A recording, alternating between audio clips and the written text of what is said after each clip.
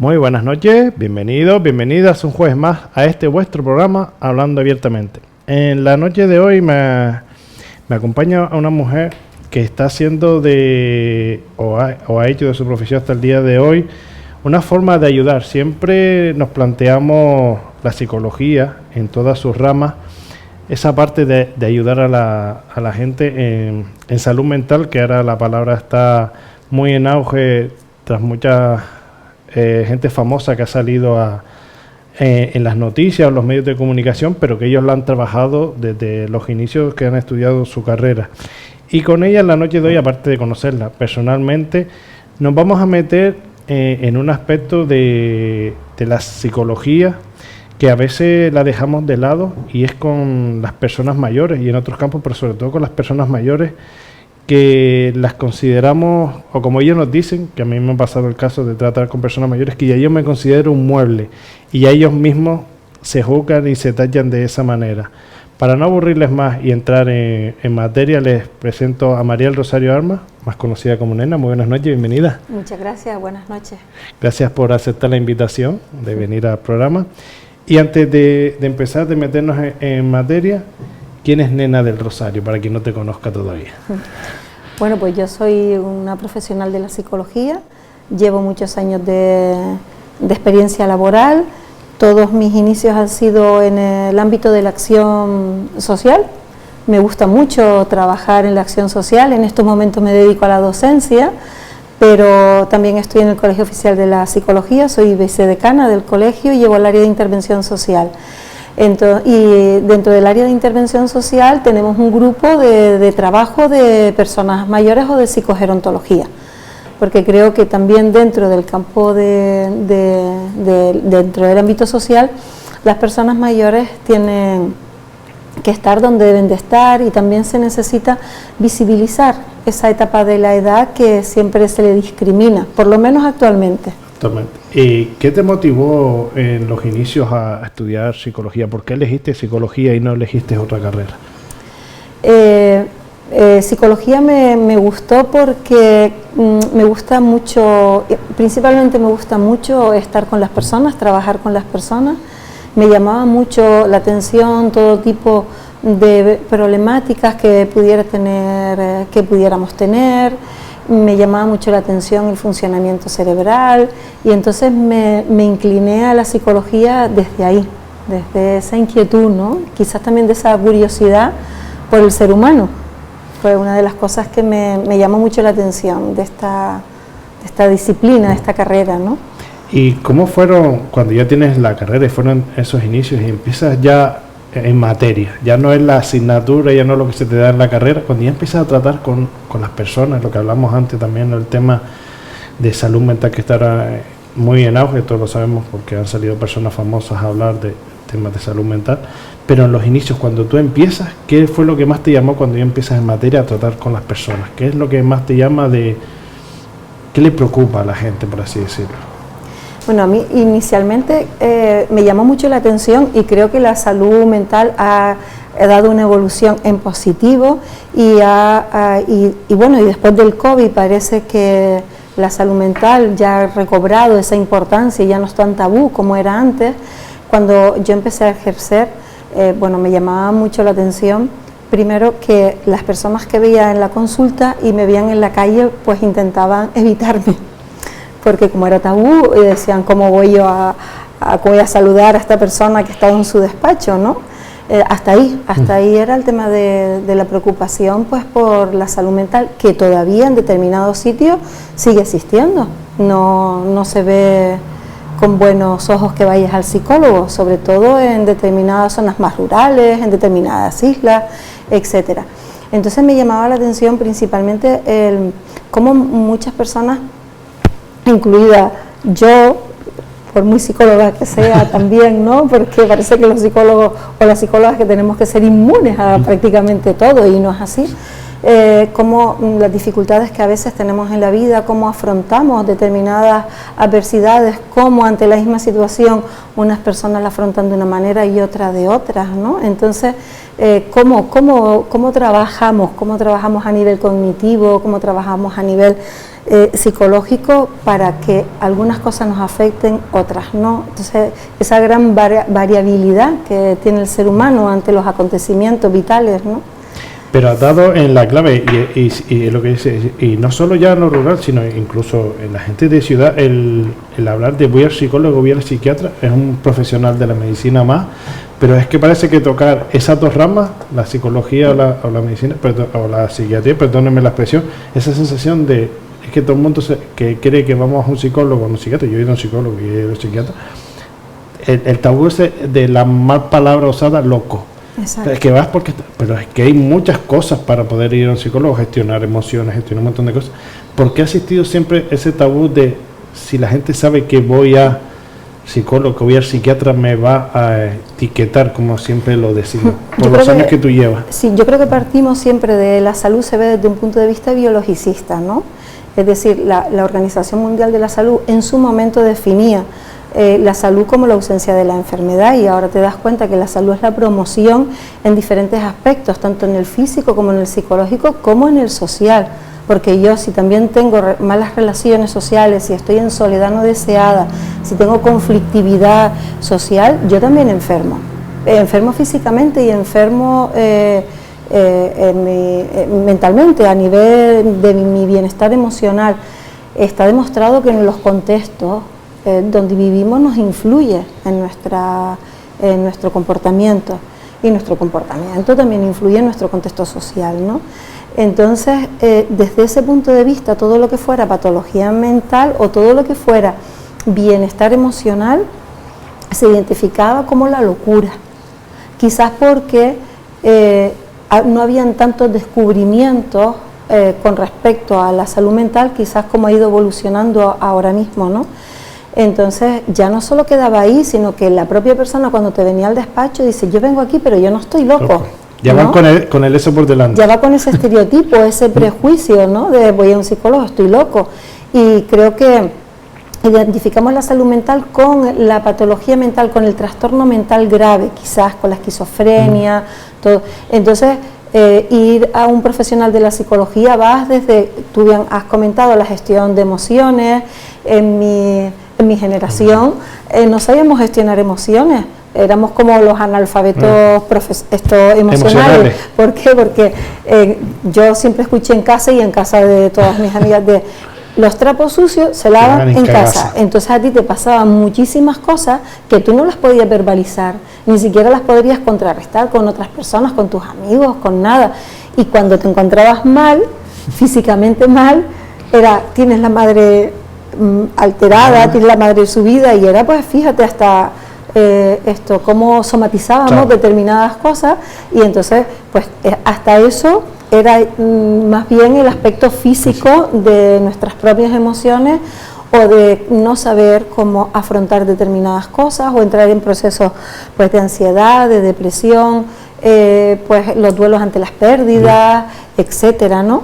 Entonces todo eso quizás, y que no me malinterpreten, también lo confrontábamos o íbamos a hablar pues con el cura del pueblo, ¿no? O la típica curandera, o la típica mujer que te rezaba y te curaba la madre, que decías tú, son nervios en el estómago, te encuentras mal. Y te encuentras mal, ¿no?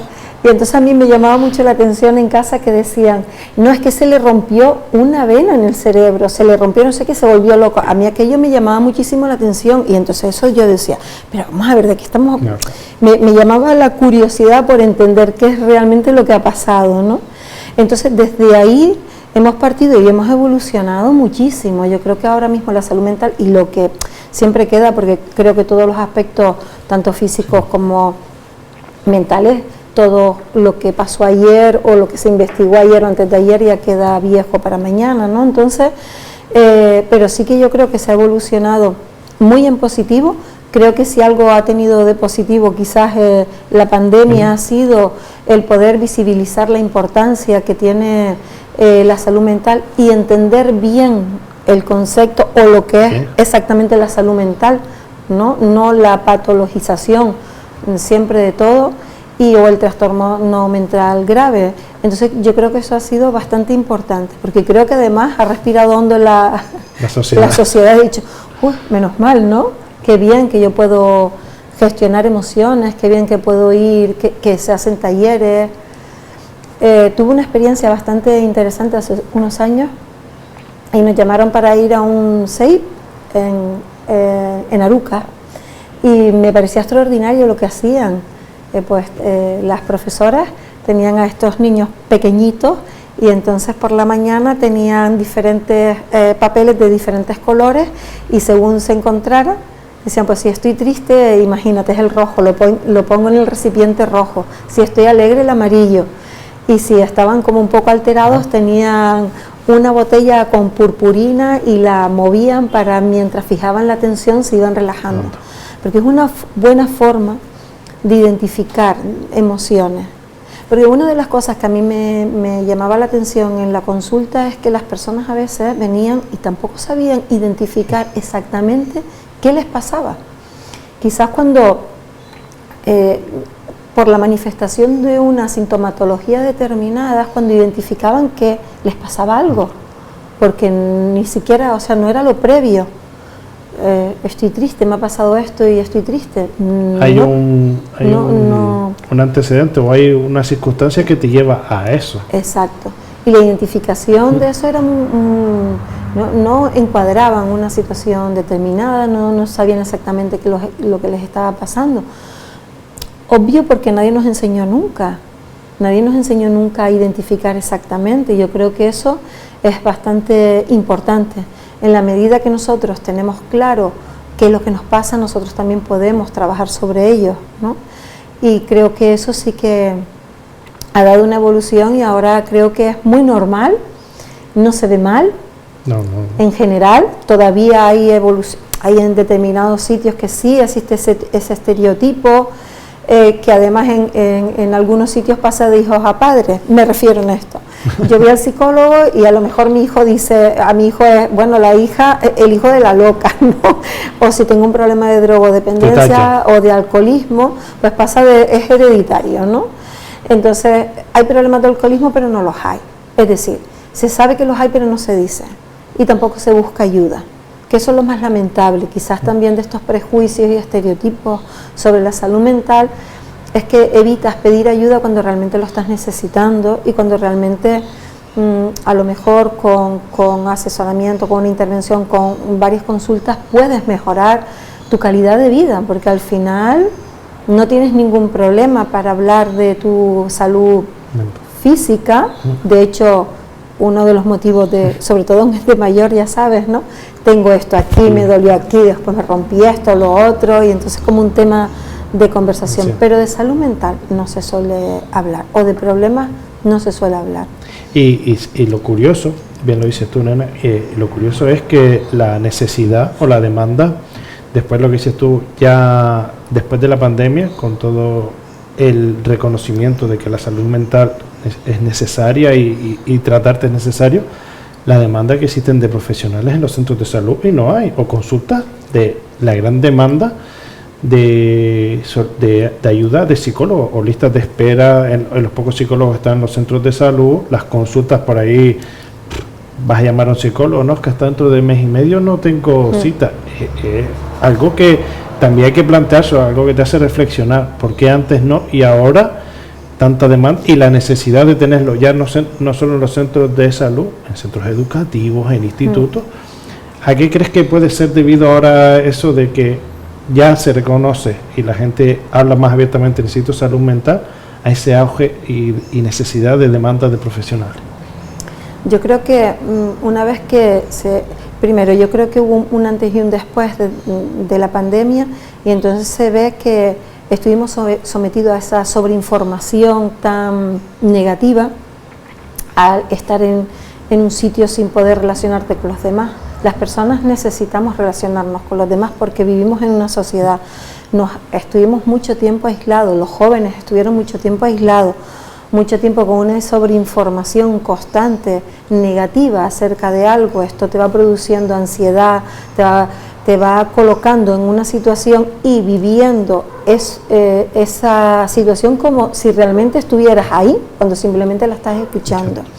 Una vez que salimos de esto ha costado muchísimo remontar, porque ha habido un miedo a todo, un miedo a salir, a relacionarte, a hablar con otra persona. Hablabas con otra persona a no sé cuántos metros, ¿no? Todavía hoy todavía existe, ¿no? Yo pensé que nos iba a costar mucho más relacionarnos después de a lo que estuvimos sometidos, ¿no? Que parece que fue hace muchísimo tiempo y que fue suave, pero fue bastante difícil para muchas personas. Y para las personas que vivíamos con personas mayores también fue muy complicado, porque tú no querías ocasionarle ninguna... No, traerlo, por ejemplo, lo que decías tú, la gente que todavía podía trabajar, salir, ahora vuelvo a casa, tengo una persona mayor, ese miedo de entrar, pues, los saludo, no los saludo, me acerco, comparto la cena, comparto la comida con esas personas, era como me desapego yo con el cariño que puedo tener un ser querido, un padre, una madre o una persona mayor esté conmigo, yo ese desapego de estar todo el día cariñosos a estar distante, a no entender, a decir, pero bueno, ¿qué es lo que está pasando? A no comprender bien, ¿no? Que también esa parte fue muy difícil también para ellos, fue muy difícil para los adolescentes, para los niños, pero también fue muy difícil para las personas mayores. Además fueron uno de los más afectados con respecto a esto. Entonces yo creo que ahora se ha visto esa necesidad, creo que estamos también en una sociedad por encima de nuestras propias posibilidades casi humanas, me refiero a que vamos a un ritmo muy rápido, vamos a un ritmo de poca colaboración, de relaciones no tan adecuadas, porque estamos en una sociedad de consumo que estamos intentando siempre llegar a no sé dónde, pero nos influye mucho. Si estamos en un puesto de trabajo, a estar por encima de todo, y eso no es bueno.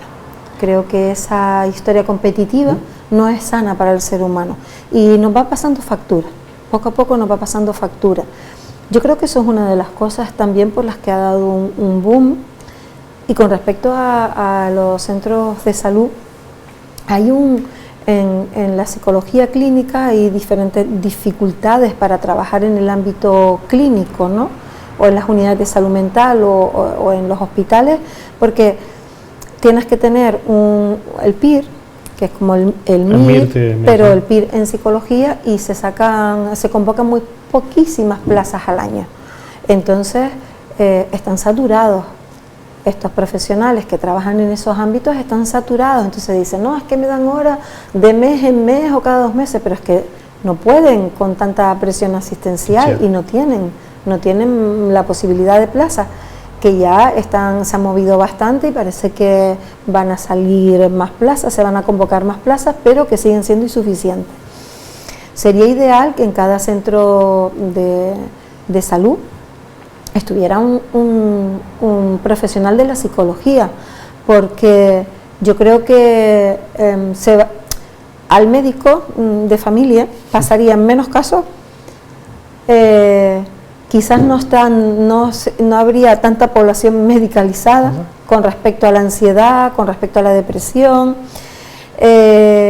Cada profesional pauta según su disciplina y según su conocimiento.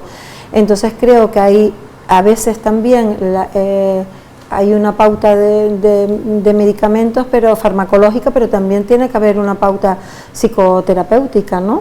Porque si tu problema es o tu ansiedad viene pues por no afrontar determinadas cosas o determinadas fobias y todo esto, vale, yo me puedo tomar farmacología, pero yo también tengo que desarrollar estrategias de afrontamiento, de saber cómo ante determinadas cosas tengo yo que aprender, que no se tiene. Herramientas, y quién te enseña esas herramientas, ¿no? Y creo que sería más beneficioso e incluso para el servicio canario o de salud o la salud en general, el coste económico se reduce. Totalmente. Bien, entonces ahí están experiencias pilotos en algunos centros de salud que sí hay un profesional de la psicología, pero no es suficiente ni están en todos los centros de atención primaria, que sería lo ideal. Igual que lo ideal sería un psicólogo en un centro educativo, porque no podemos comparar a aquí entramos en una línea muy fina. Una cosa es la orientación pedagógica y otra cosa es un psicólogo o un profesional de la psicología educativa. La competencia de uno y de otro no tiene nada que ver y se puede convivir perfectamente y se debe de convivir, porque si desde edades muy tempranas hay un buen diagnóstico y hay unas buenas intervenciones o asistencia, orientaciones de determinado alumnado que presenta determinadas dificultades, creo que para ese alumno va a ganar en su propia calidad de vida, en su propio rendimiento académico, etcétera. Entonces, desde edades muy tempranas, ahí se trabajaría más la prevención, porque al final, yo recuerdo cuando fue el boom de los trastornos por déficit de atención con hiperactividad o sin hiperactividad, que todo el mundo era hiperactivo luego, ¿no? Entonces, cualquier niño inquieto con con unos determinados comportamientos también era hiperactivo, pero antes de eso, pues era el vago, el malo, el distraído. Entonces, que a un niño desde edades tempranas estén estereotipando de esa manera, pues imagínate cómo se puede sentir un niño que su capacidad de percibir y de reflexionar sobre lo que está pasando es escasa en ese sentido, ¿no? Y que le marca mucho en su vida académica. Y en su crecimiento. No solo en el educativo, sino en el personal. En el personal, porque pasamos muchas horas en un centro educativo. Y si yo no soy competente, yo no sirvo en un centro educativo, luego también esto me va a influir en mi autoestima, en mis relaciones con otras personas, en buscar a lo mejor núcleos de iguales que sean iguales que yo, y a lo mejor si son iguales que yo, igual me estoy metiendo ya en un comportamiento alto riesgo, ¿no? En alto riesgo, en el discriminativo contigo mismo, porque dices, que al final estoy buscando mis iguales, no estás por así decirlo, no estás dentro de la sociedad en el que todos tenemos ese lugar, sino ya tú te vas creando esos pequeños grupos, pero después cómo te enfrentas realmente al mundo, porque a lo mejor ese grupo de iguales, como bien comentas, no va a existir siempre. A la sociedad te vas a tener que enfrentar en algún momento, a la vida, en tu día a día, como decíamos antes. El día de mañana que encuentres un trabajo, es un trabajo, ya es una situación, o que hagas familia, que tengas una pareja, tengas hijos, es que son un montón de cosas que en tu edad evolutiva vas a tener que ir sopesando. Y afrontando, porque en el ciclo de la vida, todas las etapas evolutivas, hay determinadas situaciones que te pones como en el límite, ¿no? Y cómo afronto esto ahora, ¿no? O en el día a día. En el trabajo, en el día a día siempre surgen muchas problemáticas en el trabajo, en tu vida personal. ¿Cómo afronto yo esta situación, ¿no? Y creo que esto es muy importante. Entonces, creo que por eso es como ahora estamos viendo pues la salud mental quizás desde otra óptica, también el bienestar emocional, cómo nosotros también somos parte activa de nuestro bienestar emocional, cómo funcionamos ante determinadas cosas, porque es importante ya también nuestra salud mental, el cuidarnos, ¿no? El autocuidarnos, que el otro día estuvimos comentando que el autocuidado también en sí mismo nos hace más individualistas, ¿no? Cuando hablamos de autocuidado, también es como nos hace todavía más individualistas, si cabe, en la sociedad tan individualista que tenemos, ¿no? Y haciendo una reflexión sobre esto, y podemos meter aquí también lo de las redes sociales, como que es las redes sociales no deja de ser como una realidad en paralelo, porque no todo los lo que me se gusta publica, es lo que nos gusta. Los me gusta y es todo estupendo y todo una realidad que no existe realmente, porque es lo que digo, yo siempre lo he dicho en esos aspectos, digo, todo lo que se ve en las redes no es real, y ustedes están pensando, vale, los influencers, ¿usted se cree que la vida es tan de oro como se ve ahí? Y han salido muchos con circunstancias de salud mental, porque al final se están exhibiendo al mundo en una realidad que ni ellos mismos la entienden. Sí, y además no te puedes salir de ahí porque pierdes seguidores y cada vez estás generando contenidos, y creo que eso no es lo que antes hablaba, esto no es un ritmo de vida como normal, estás por encima, ¿no? Y siempre sobre esforzándote. Entonces, hoy, y esto es totalmente personal, ¿no? Me llama mucho la atención cuando veo en las redes sociales o cuando estamos conversando que se ha perdido el tema de la conversación, ¿no? Y esto es tan importante, el tema de sal de tu zona de confort o descarga tu mochila. Si tú pones, y yo veo mucho en las redes sociales y veo todo esto, los TikTok y tal, y me llama mucho la atención, digo, ¿qué entenderá la población en general de lo de descargar tu mochila, lo que llevas en la mochila, que traen mochilas cargadas? Tú te haces una representación mental de cuando dices, es que esta persona o este alumno o alumna tiene una mochila cargada, tú dices, ¿qué es, no? ¿Qué es lo que carga? ¿Qué es lo que carga, no? Entonces, la forma de nosotros trabajar también con esa persona es diferente, ¿no? ¿Sabes?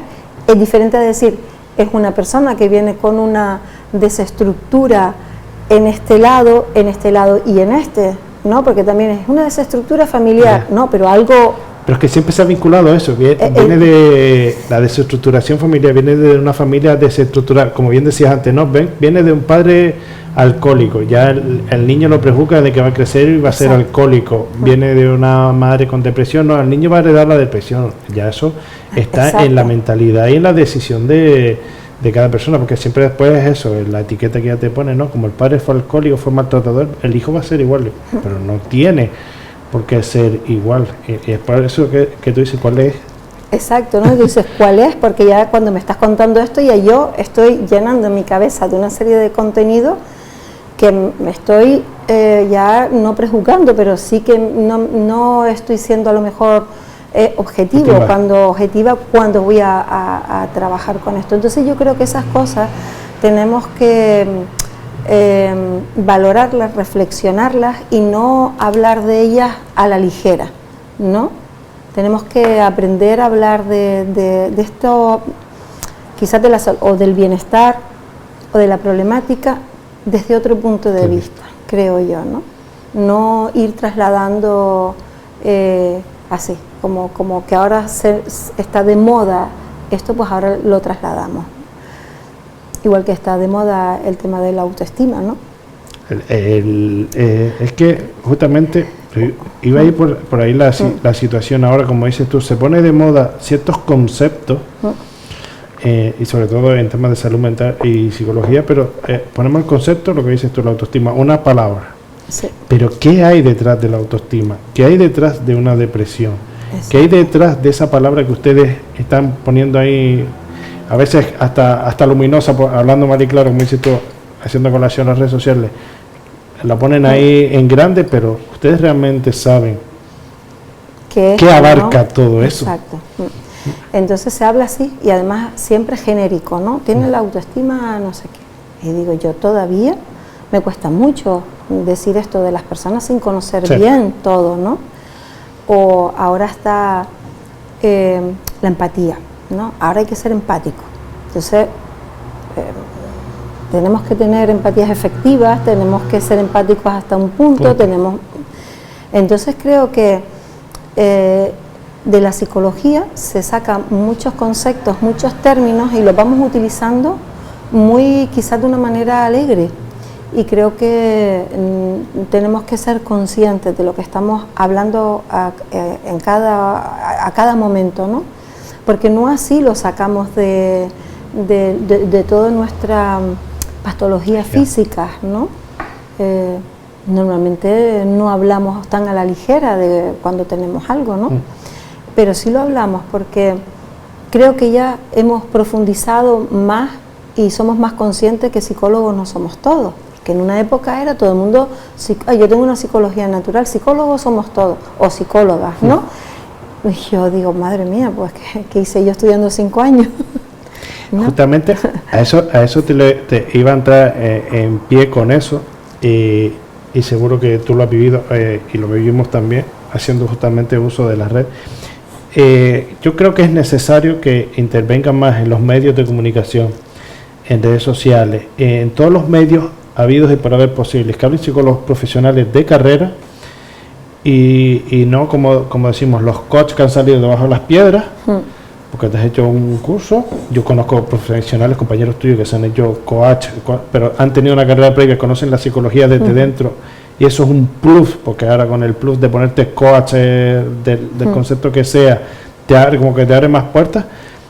Pero bajo tu opinión, y yo te digo, es la mía, yo creo que es necesario más espacios en los medios para ustedes, los profesionales, de no que uno, porque tenga, haciendo mención a las redes, tenga 350.000 seguidores y apoya emocionalmente a las personas, pero lo que dices tú, está haciendo uso de un concepto o de unas palabras o de unos tips para captar seguidores, pero después hay que ver realmente el profesional que te va a guiar, no te va a guiar una persona porque esté en unas redes sociales y hable de eso por experiencia propia o no te vaya a ayudar. Yo creo que también eso a ustedes les ha hecho el camino un poquitito más tenebroso, porque a la hora de tener esa persona lo en consulta y dices tú, pues a ver, ¿cómo gestiono yo esto ahora? Porque viene con un concepto de la ansiedad o de la depresión que ahora cuando yo lo empiezo a tratar lo voy a decir, no es por el camino que tú vas a decir, ¿dónde he estado metido yo tanto tiempo? Sí, tienes razón.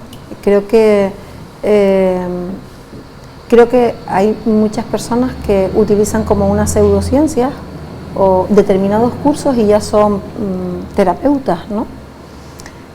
Cuando nosotros terminamos de estudiar, luego tuvimos que seguir haciendo prácticas y seguir estudiando, porque la primera vez que tienes a una persona delante yo creo que es algo serio y algo de bastante responsabilidad. Entonces, coach que no tienen formación en psicología, porque hay coach que se dedican a otro tipo de asesoramientos que no tienen que ver con la psicología, pero lo que tiene que ver con todo el aspecto psicológico, yo creo que es un riesgo. Las personas que se dedican a eso, que están asumiendo que no saben hasta dónde pueden llegar. Entonces creo que es importante cuando vas y buscas un profesional, que sea un profesional y que sea un profesional reconocido y que tenga su colegiación, su número de colegiación, porque para ejercer tienes que tener un número de colegiación. Y cuando hemos hecho las campañas para que uses bien, para que vayas bien a un profesional, siempre se dice, tienes que ir a un profesional reconocido. ¿Y quién te reconoce? Un colegio oficial, que es el que te da pues esa... Y te da ese respaldo de que te llamas al colegio de psicólogo y le dice, mira, estoy yendo a tal profesional con este número de colegio, te va a corroborar que es un profesional. Exacto.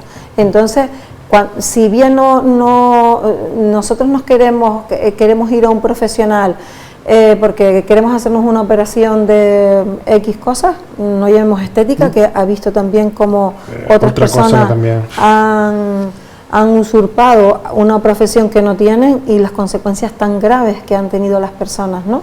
Entonces tenemos que ir a los profesionales que sean profesionales, que tengan un respaldo y que sean profesionales de esa disciplina en concreto. Entonces a nosotros no nos ha beneficiado para nada que existan pues todos estos, o los coach o los personas que se han hecho cursos de 3 o 4 meses y establecen una consulta de terapeuta. Y yo digo, pues qué arriesgado, cómo se atreven a hacer esto, ¿no? Porque la salud mental es un poquito más, o el bienestar emocional, o trabajar de todo esto es mucho más profundo de lo que parece, ¿no? Más profundo y más complejo. Más complejo. Estamos hablando, nunca mejor dicho, estás hablando del cerebro, de la mentalidad de muchas personas, que lo puedes asesorar bien, pero como lo asesores mal, ya el camino de esa persona puede ser totalmente diferente al que debería ser, y a veces con eso hay que tener mucho cuidado. Y justamente va por ahí la siguiente pregunta. Cuando eliges el área de intervención social, porque estamos hablando de la sociedad, de la intervención social, ahora nos meteremos un poquitito más en profundidad, sobre todo con los mayores, pero cuando eliges, no sé si la eliges, te la asigna el área de intervención social, cuando te sientas en el despacho y dices, pues, tremendos retos los que tengo encima. ¿Con qué retos te encuentras tú en la intervención social? Porque estamos hablando de que la sociedad, tú bien has dicho y ya hemos nombrado por encima, la sociedad cómo está, cómo intervienes en la sociedad como profesional y por qué dices tú, venga, acepto el reto y quiero cogerlo. Cuando yo terminé, empecé a trabajar y pues mira, por pura casualidad, ¿no? Pura casualidad, y terminé en junio y en julio estaba trabajando, ¿no? Y empecé a trabajar con niños con dificultades de aprendizaje, y luego, pues bueno, me encontré en un trabajo para trabajar el desarrollo comunitario. Entonces ahí trabajaba con todos los sectores, con menores, con mayores, con mujeres. Entonces me llamó mucho la atención. Es difícil trabajar con la comunidad, pero me gustó muchísimo, me llamó mucho la atención, y luego empecé a trabajar en drogodependencia, que estuve muchísimos años trabajando en drogodependencia. Eso fue un reto elevadísimo, porque era en los años 90, cuando aquí hubo el boom de la heroína, de la politoxicomanía, y era... pues el nivel de atención que teníamos era elevadísimo. Y bueno, me llamaba mucho la atención el por qué una persona llega a ese extremo, como en determinados contextos de la misma sociedad o de la misma ciudad eran diferentes formas, ¿no? Me llamaba muchísimo la atención. En aquella época estaban las chabolas del Martín Freire y todo eso. Habían núcleos muy duros en la ciudad. Y muy reconocidos, porque ya pasabas por la zona, te decía, ya sabías que los núcleos fuertes de consumo o de venta no era, sí, era lo que era. Y entonces te podías encontrar situaciones muy complicadas hasta en los mismos despachos, muy, muy complicadas, ¿no? Y de ahí, sabes, todo esto también lleva a trabajar en el centro penitenciario. Estuvimos llevando proyectos en el centro penitenciario durante 10 años. En diferentes módulos. Me llamaba muchísimo la atención también todo este tema, todo el tema de la exclusión social, y bueno, y de ahí empezó. Son retos bastante importantes, pero también es un reto cuando elaboras un proyecto. Yo con un compañero y una compañera nos poníamos ahí en plan vaqueros muy estropeados y nos metíamos en la chabola del Martín Freire a ver qué pasaba ahí adentro y a ver qué necesitaba ese entorno. Y entonces desarrollamos proyectos que era porque nos parecía interesante para resolver esa situación. Y la verdad que pensar un proyecto y ponerlo en marcha y alcanzar una dimensión considerable, me refiero luego a tener un alcance, pues bueno, de la experiencia que tú hacías a nivel nacional e incluso europea, ¿no? Porque luego formamos parte de una red, la red de exclusión social en Europa. Entonces era como, bueno, qué importante una idea que desarrollas que se pueda ampliar tanto, ¿no? Entonces creo que eso, el que puedas desarrollar algo para que haya un cambio social, o mínimamente para que las personas en sociedad mejoren su calidad de vida, creo que es súper importante. Y eso a mí me llamaba muchísimo la atención, me gusta, y me sigue llamando la atención, por eso siempre ando metida en proyectos, ¿no?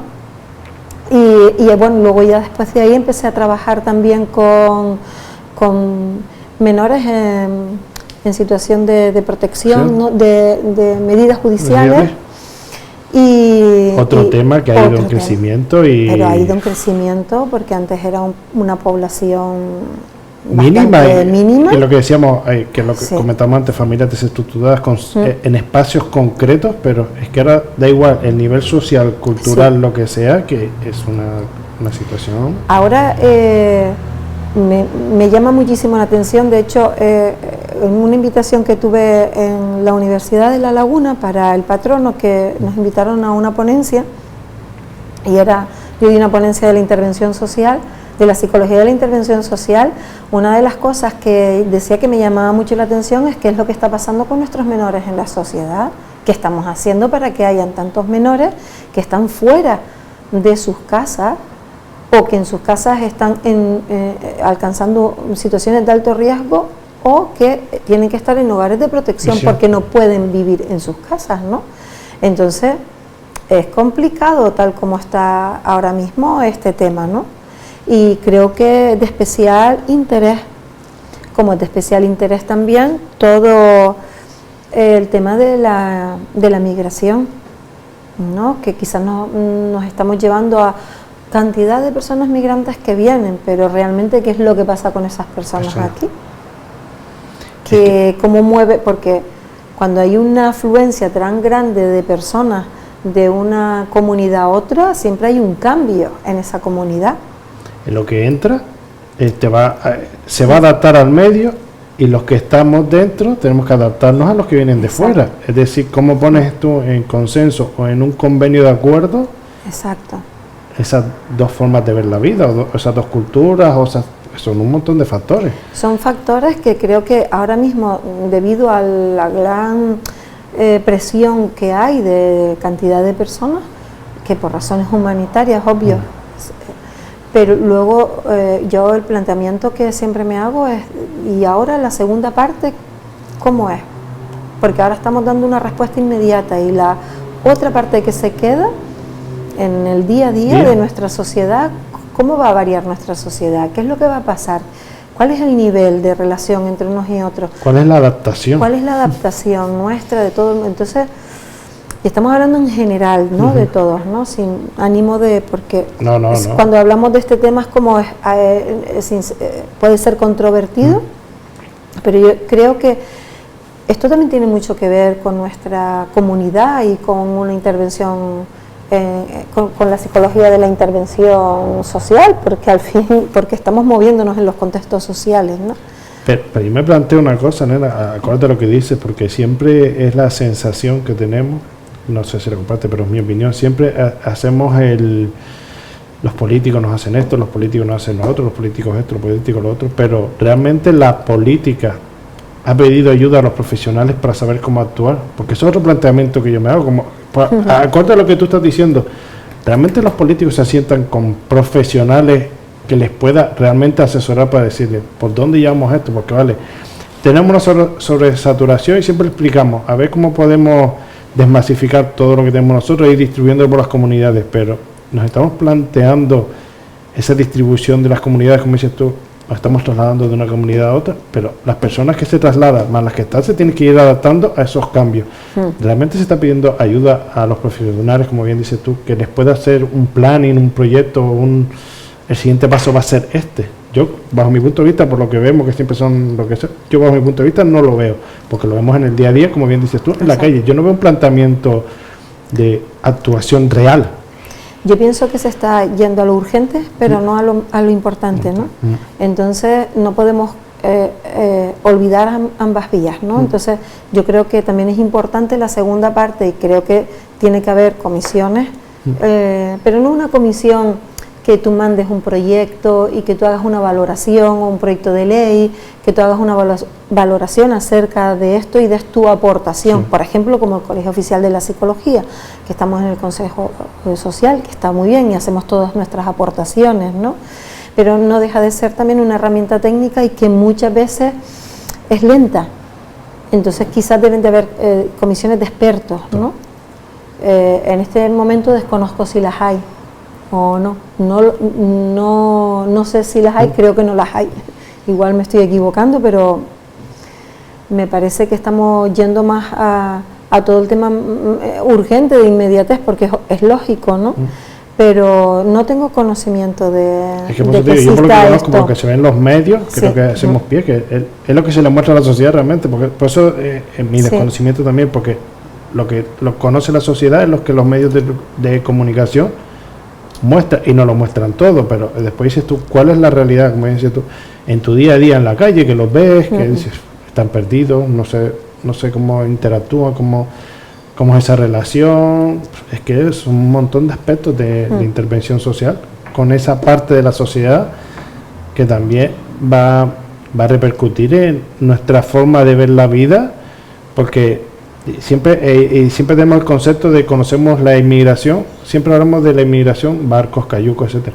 Pero es que tenemos mucha inmigración que entra por aeropuertos, que es que tenemos un concepto de inmigración, y más en Canarias es un concepto de inmigración muy amplio, no estamos hablando solo de lo que viene de África en cayuco, es que si nos damos cuenta tenemos una población, ya sea centroeuropea, de Sudamérica, etcétera, etcétera, tenemos una racialidad enorme, y por eso es que son adaptarte a, parece que somos un continente nuevo por la variedad de culturas. Tenemos una variedad de culturas enorme. El canario de verdad es una persona que es muy acogedora y hospeda, ¿no? Pero es verdad que tenemos aquí, conviven muchísimas culturas y razas muy diferentes y convivimos bien, ¿no?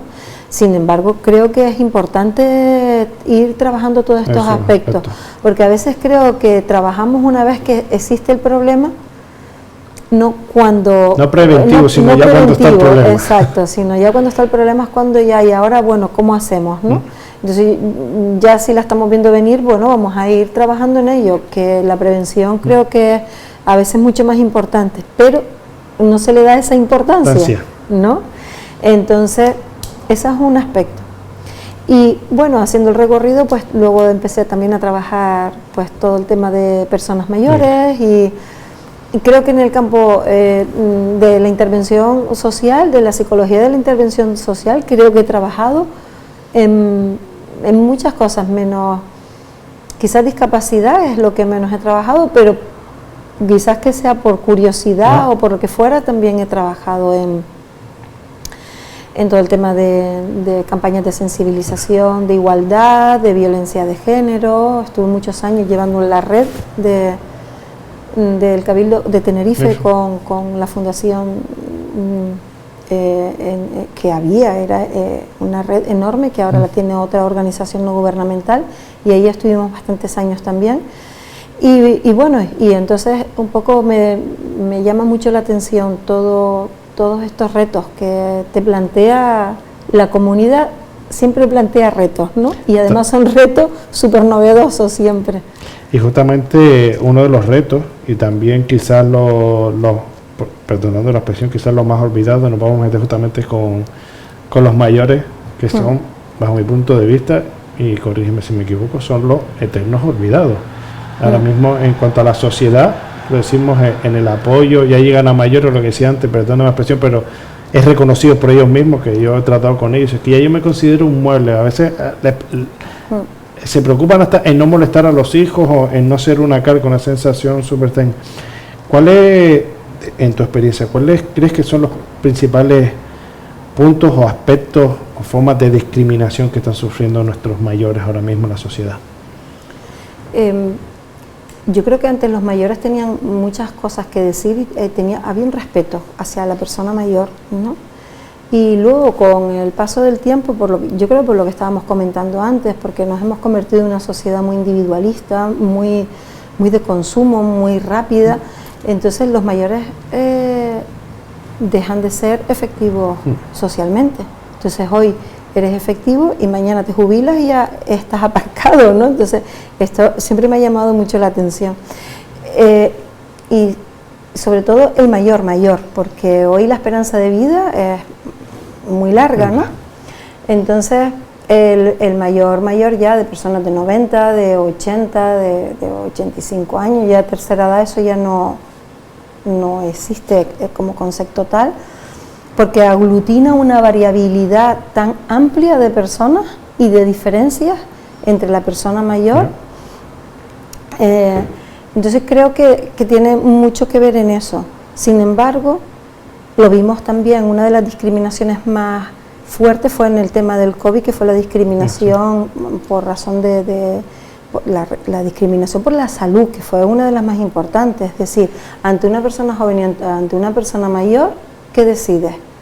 Bueno, a esta persona le queda menos de vida, a esta persona le queda más de vida, más tiempo de vida. Entonces vamos a aplicar el tratamiento más a esta persona y vamos a dejar a los que pueden seguir. Total, esta persona ya ha vivido lo suficiente.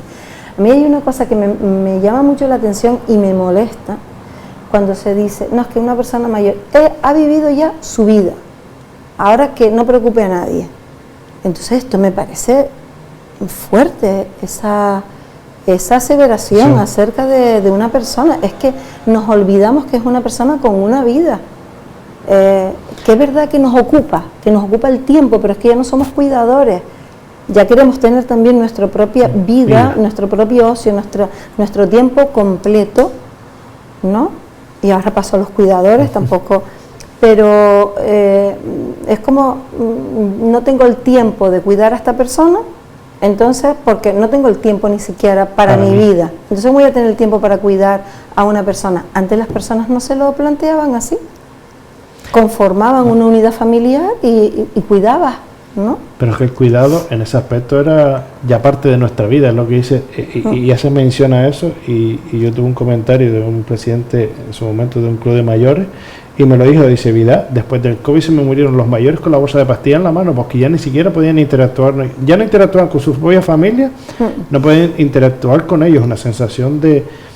Y ya lo que dices tú, ya es que ya a partir de los 63, si te prejubilas, 67, si te jubilas, parece que ya es una persona mayor, no activa, pero que todavía te queda mucha vida por delante. Y un planteamiento también, hazte una reflexión a los que juzgan de esa manera, dicen, es que tú no piensas llegar a esa edad, te vas a ver en la misma situación.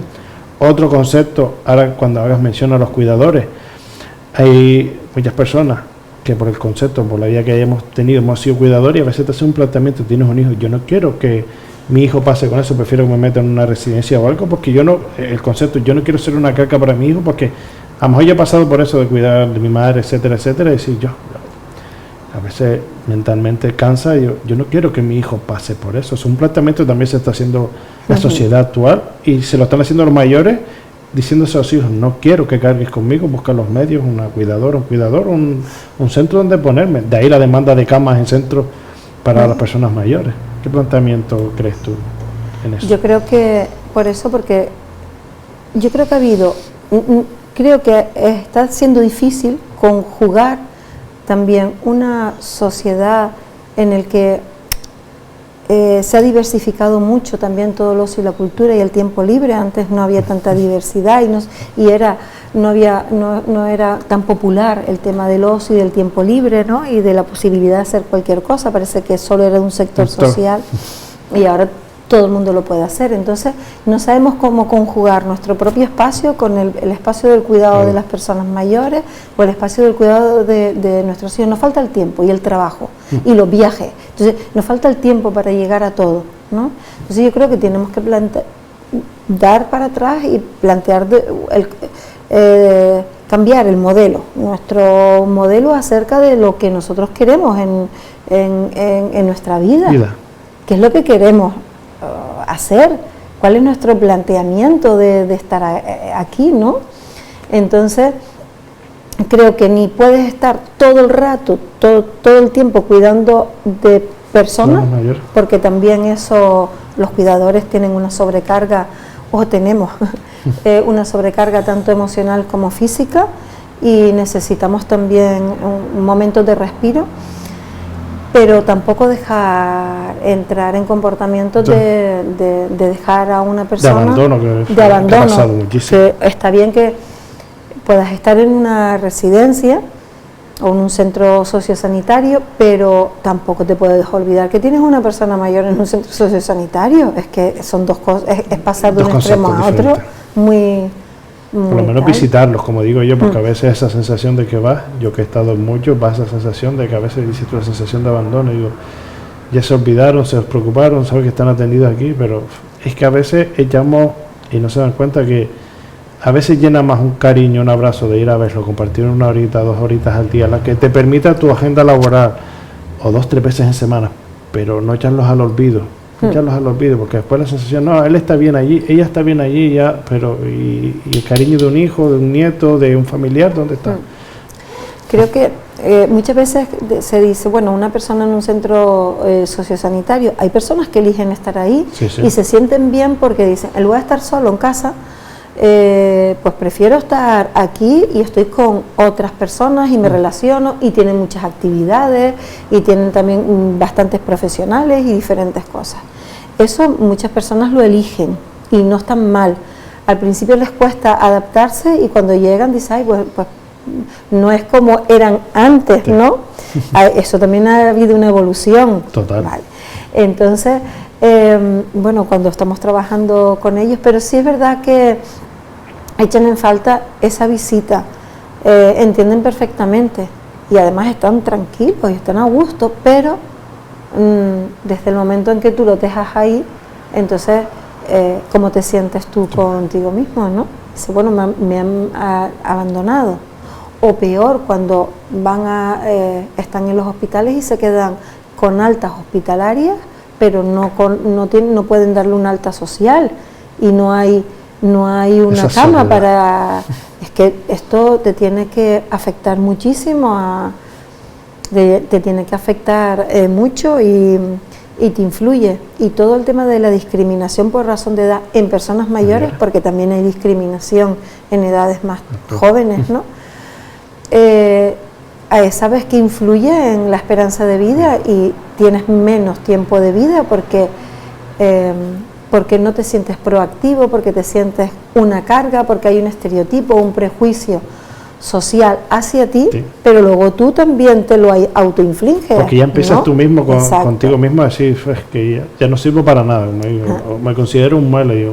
Yo cuando digo esa palabra, me considero un mueble cuando tienen toda una vida por delante y mucho todavía que enseñar como digo yo cuando compartimos intergeneracionalmente, que todavía tienes mucho que compartir o mucho que vivir, que ya tú mismo empiezas a hacer lo que dices tú, a lo mejor con un planteamiento más alegre, más de compartir, dices tú, vas a alargo mi vida 5 o 6 años, pero es que cuando empiezas con ese proceso lo que haces es acortar los años de vida. Acortar los años de vida. Como digo yo, una sensación, suena cruel, pero parece que te vas rindiendo contigo mismo y poquito a poquito te vas matando tú mismo, como diciendo, me voy quitando, a ver si no soy una carga. Exacto, yo creo que ese es el planteamiento, porque al final ni siquiera van a los sitios porque dice, ¿cómo voy a ir? Si me miran mal, si soy una carga, si molesto. Entonces prefiero quedarme en casa, pero en casa con quien interactúo, ¿no? Entonces me pongo delante de la tele todo el rato, me alimento mal, no camino, estoy triste, me siento pues solo, viene el tema de la soledad no deseada, ¿no? Ningún vecino me dice cómo estoy y eso es uno de los motivos muy fuertes de tener diferentes patologías. Sí. Y en la actualidad, desde tu posición como psicólogo y en el proyecto con los mayores, ¿crees que hay la suficiente ayuda o la suficiente intervención, volvemos a lo mismo, de las políticas públicas y sociales en Canarias para abordar esta situación? Porque sabemos que en Canarias, y todos lo sabemos, la natalidad está como está, pero el envejecimiento es, bien lo comentabas tú, es que duramos mucho más. Estamos pasando de una media de 70 y pico, creo 79, creo que están los hombres, y 80 y pico las mujeres, que estamos hablando de los 70 años largos para arriba. Eso. Es que una persona de 70 años hoy es que se mantiene bastante bien. Sí, sí, a veces yo cuando me dicen, no, tengo 69, 70 años, digo, pues joder, yo quisiera llegar a que a veces nos encontramos peor los de 40, 50 que ellos, dices tú, la sociedad que viene detrás va a envejecer, pero las anteriores se conservan. Sí. Muy bien. Entonces, bueno, yo creo que el gobierno de Canarias le ha concedido una importancia especial el tema de los mayores, porque dentro de la Consejería de Bienestar Social hay una Dirección General del Mayor. Entonces creo que es un paso importante, porque hay un reconocimiento de la importancia del mayor. Entonces creo que se están haciendo bastantes cosas que por lo menos ya está poniendo en valor las personas mayores. Se están haciendo muchas actividades en ese sentido. Y creo que eso, nada más que el existir, el visibilizar al mayor y tener una dirección general específica para esto, creo que es bastante interesante. El colegio con la consejería y la viceconsejería, con la dirección general, con la directora, hacemos bastantes cosas y tenemos previsto hacer bastantes cosas durante este año. Entonces hay una sensibilización, una sensibilidad para este terreno. Y hablando de esa sensibilidad, y están interviniendo los profesionales, una reflexión tuya propia viviéndolo todo. ¿Tú crees que la sociedad se va a adaptar y va a asimilar esto? Los mayores, el ser mayor. Sí. Y la sociedad actual, Luna, el crecer y sentirse querido, y que la sociedad, como bien decías tú, que las generaciones jóvenes sean conscientes de que hay que cuidar de sus mayores. Bueno, estamos en una sociedad de la eterna juventud. Todos queremos ser jóvenes siempre, ¿no? Entonces todo es muy visual. Y a veces, es decir, para tú llegar a una buena calidad de vida siendo mayor, te tienes que cuidar, ¿no? Físicamente, psicológicamente, la actividad física es importante, el descanso es importante, la comida es importante. Cuando ves a la gente más joven, piensas que son personas como que que son más superficiales. Yo creo que es simplemente una imagen, porque creo que cuando nosotros hacemos los proyectos y hay una interrelación, hay una preocupación. Sí. Y le gusta trabajar con personas mayores. Y entonces se ve esa afectividad y se crean unas relaciones bastante interesantes. Así que creo que no es quizás la visión que nosotros tenemos no es la visión a lo mejor que existe, porque cuando realmente hay situaciones complicadas como la Dana, viste que hubieron muchas personas jóvenes que fueron a ayudar, hay muchas personas también voluntarias, entonces no podemos etiquetar que es una sociedad frívola, que tal. Yo eso no lo creo.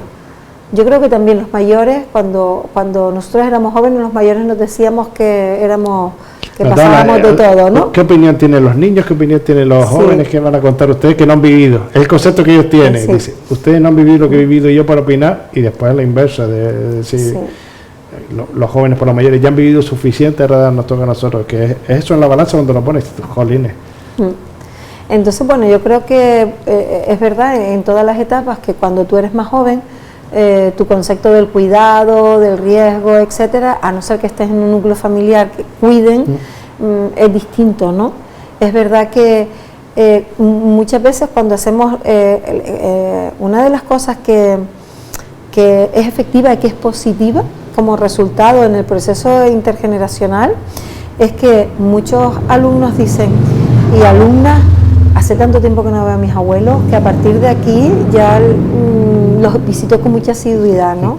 O los hacen partícipes de sus redes sociales, se conectan con ellos. Más activos en su día a día también. E incluso con las personas, van a verlos a las residencias, y entonces creo que se genera algo que quizás por desconocimiento o porque el día a día no es su dinámica, no es que no lo hagan por falta de afecto o por falta de implicación. Yo creo que se hace quizás porque el día a día no existe, pues a lo mejor esa interacción tan estrecha, porque antes era como más normal que viviéramos con nuestros abuelos y todo, y ahora... compartir todos los fines de semana, mira, todos los fines de semana me voy a casa del abuelo, la comida de los fines de semana con los abuelos. Exacto. Hay gente que todavía mantiene esa costumbre, pero hay otros que dices tú... que lo ves cada cierto tiempo. Entonces, bueno, pues una vez que... Yo creo que ese tipo de tradiciones no se deben perder, porque creo que es importantísimo. Que tú te sientas vinculado a personas mayores, que sean como referentes tuyos, que cuides, que los escuches. Esto creo que es importante para nosotros, para mantenernos, ¿no? Creo que la persona se tiene que mantener con diferentes anclajes en la sociedad. Es que son muchos pilares en la vida y la gente todavía vamos quitando, sustituyéndolos por otros que quizás no tienen el valor que deberían de tener, y a veces quitamos los pilares más importantes por unos, como bien comentabas tú antes, por unos más superficiales y que van a durar lo que van a durar. Exacto, y entonces cuando tienes algún tipo de situación más problemática dices, ¿y ahora qué hago? ¿Dónde estoy, no? Hay personas que son muy... que tienen mucha resiliencia y tienen como una forma y muchas estrategias para afrontar determinadas situaciones muy adversas, y tú miras su entorno y es que tiene un entorno de red contundente alrededor, de mucha fuerza, de mucho apoyo. Entonces no es lo mismo afrontar desde determinados valores o yo saber que tengo siempre a estas personas de referencia, sí o sí, a que no las tengo, o a que sea una persona que voy a visitar de vez en cuando. Entonces creo que hay determinadas cosas, como bien dice, de pilares que son pilares fundamentales, como una casa hecha con pilares más no tan fuertes, que cualquier movimiento se puede destruir. Y entonces creo que eso es lo que quizás se ha ido perdiendo, quizás por esta sociedad tan rápida y tan que al final dice, yo no sé por qué estoy tan, porque tengo tanta prisa con todo y porque tengo que ir a todos sitios corriendo y porque estoy metida en esta vorágine, ¿no? Y a veces el estreno, como digo yo, ¿no?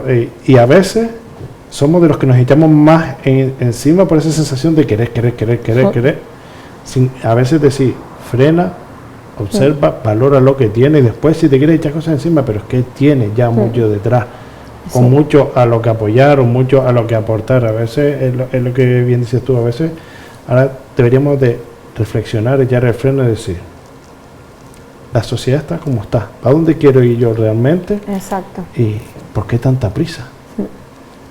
Porque ese ánimo de llegar a no sé a dónde, ¿no? No sabemos a dónde, la meta dónde está, que yo no la veo, pero todo el mundo corriendo, pero ¿dónde está la meta que yo no la veo? Entonces, el encontrar, ayer estuve hablando con una persona que vive en un sitio de esta zona, muy apartado. Dice, yo soy muy feliz viendo crecer las plantas, ¿no? Viendo crecer pues, las lechugas, las cuales, a mí eso me da una paz, una tranquilidad, me da una felicidad. Y yo le decía, a mí eso, yo soy muy de ciudad, muy de movimiento, ¿no?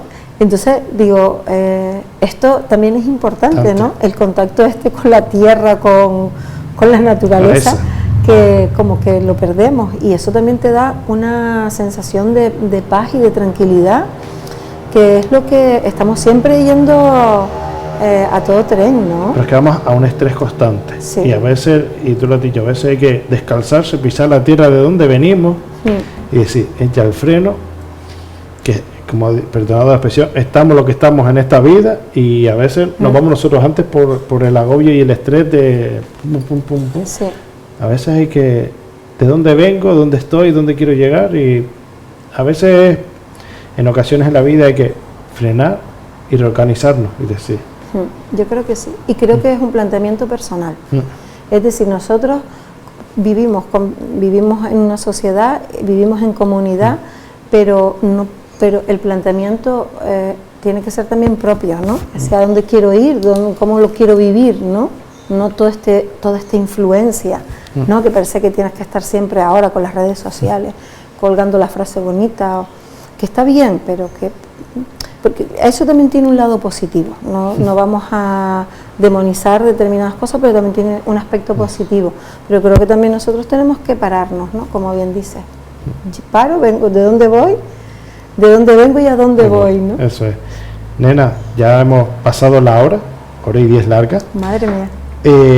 Es un placer conversar contigo. Esto quiere decir que la conversación puede seguir más, y la dejamos ahí, de que te vuelvo a invitar seguramente, porque contigo se puede hablar de un montón de cosas, y es necesario, como bien decía con anterioridad, ustedes tienen que estar más visibles en los medios y aportar esa luz a la gente que nos ve. Darte las gracias por sacar tiempo de tu agenda, que también está completita, para compartir con nosotros. Te lo agradezco muchísimo.